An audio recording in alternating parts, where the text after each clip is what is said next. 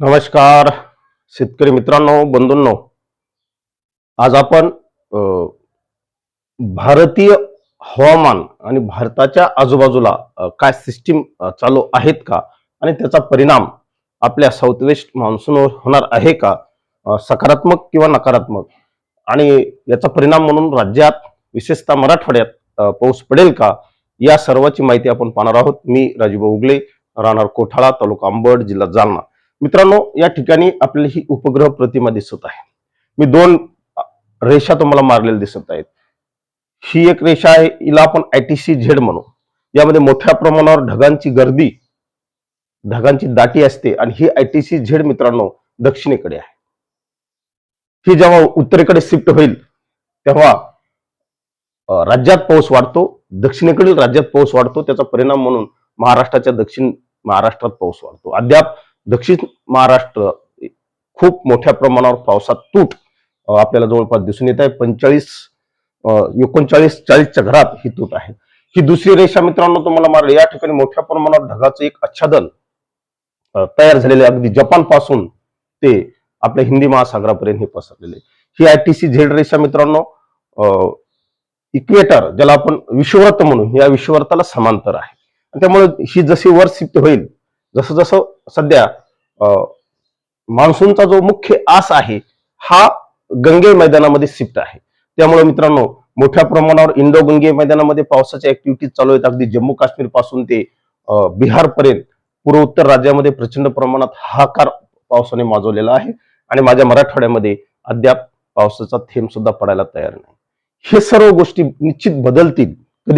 कधीपासून बदलतील तर मित्रांनो त्या आजपासून बदलायला सुरुवात होत आहे. आज 20 जुलै ते मित्रांनो 24-25 जुलै पर्यंत या गोष्टी बदलतील. पुन्हा थोडस मदत ब्रेक भेटेल आणि पुन्हा 29 तारखेपासून ही आयटीसी झेड रेषा ही परत वर शिफ्ट होईल आणि पुन्हा 29 जुलै ते मित्रांनो ऑगस्टचा पहिल्या आठवड्यापर्यंत दक्षिण महाराष्ट्रात पावसाच्या नोंदी होतील. मित्रांनो आज थोड्याशा पावसाच्या शक्यता मराठवाड्यातल्या कुठल्या जिल्ह्यात तयार झालेल्या आहेत त्याची माहिती पाहू. हे सर्व चित्र मित्रांनो सध्या पॉझिटिव्ह आपल्याला दिसत आहे. जरी सक्रिय कुठला चक्राकार परिस्थिती किंवा लो प्रेशर सध्या जरी दोन्ही सागरात अवेलेबल नसेल, उपलब्ध नसेल, तरी सुद्धा मोठ्या प्रमाणावर अरबी समुद्रातून बाष्प पुरवठा हा राज्याला होत आहे. त्यामुळे निश्चित राज्यात पावसाच्या ऍक्टिव्हिटीज हे आजपासून हळूहळू वाढतील. परंतु मित्रांनो याही ऍक्टिव्हिटीज संपूर्ण आणि सर्वत्र नाहीत, लक्षात घ्या. त्या विस्कळीत स्वरूपाच्या आहेत. कुठे जोरदार तर कुठे तुरळक पाऊस पडणार आहे, हलका पाऊस पडणार आहे. घाटावर या ऍक्टिव्हिटीज मित्रांनो जास्त वाढताना आपल्याला दिसतील. घाटावर वाढतील. उत्तर महाराष्ट्रात ऍक्टिव्हिटीज असतील, कारण आज ही उत्तरेकडे आहे. आपण सातत्याने सांगितलेलं की मध्य प्रदेशला लागून असणारा जो भाग आहे या भागात ऍक्टिव्हिटीज असतील. त्यानंतर पुढं पूर्व विदर्भ, पश्चिम विदर्भातल्या काही जिल्ह्यामध्ये त्याच्या ऍक्टिव्हिटीजचा समावेश आहे. अमरावती विभागामध्ये त्या ऍक्टिव्हिटीज असणार आहेत.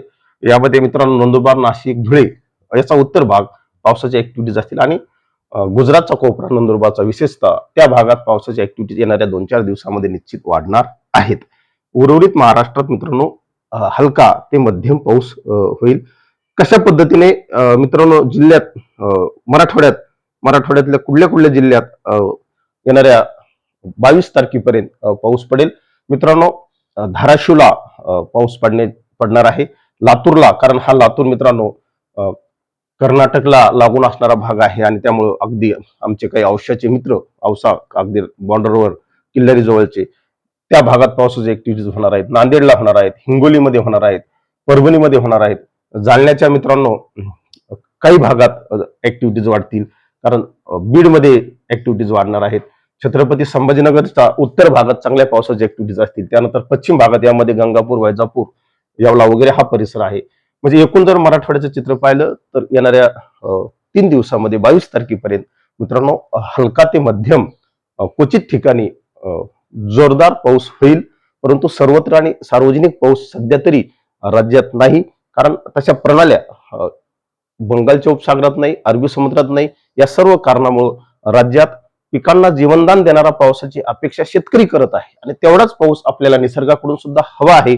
निश्चित आज 20 तारखेपासून या ऍक्टिव्हिटीज वाढतील. मी ज्या जिल्ह्याची नावं घेतली बहुतांश या जिल्ह्यातल्या तालुक्यामध्ये हा पाऊस आपल्याला होताना दिसेल. माझा गोदावरीचा जो पट्टा आहे हा मित्रांनो अद्यापही हा पावसाविना वंचित आहे.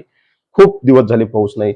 याही भागात पावसाची ऍक्टिव्हिटीज निश्चित वाढतील, कारण हा दक्षिण महाराष्ट्राचा भाग येतो मित्रांनो. त्यामुळे हा जो भाग आहे हा दक्षिण मराठवाड्याचा जो पट्टा आहे या भागात पावसाची ऍक्टिव्हिटीज आपल्याला आज वाढताना दिसत आहेत. यामध्ये तेलंगणा, कर्नाटकला लागून असणारा जो मराठवाडा आहे, निश्चित या सर्व गोष्टी सकारात्मक होतील आणि पिकांना जीवनदान देणारा निश्चित पाऊस येणाऱ्या 3 दिवसात होईल. एवढंच या निमित्ताने सांगतो, थांबतो. जय हिंद, जय महाराष्ट्र.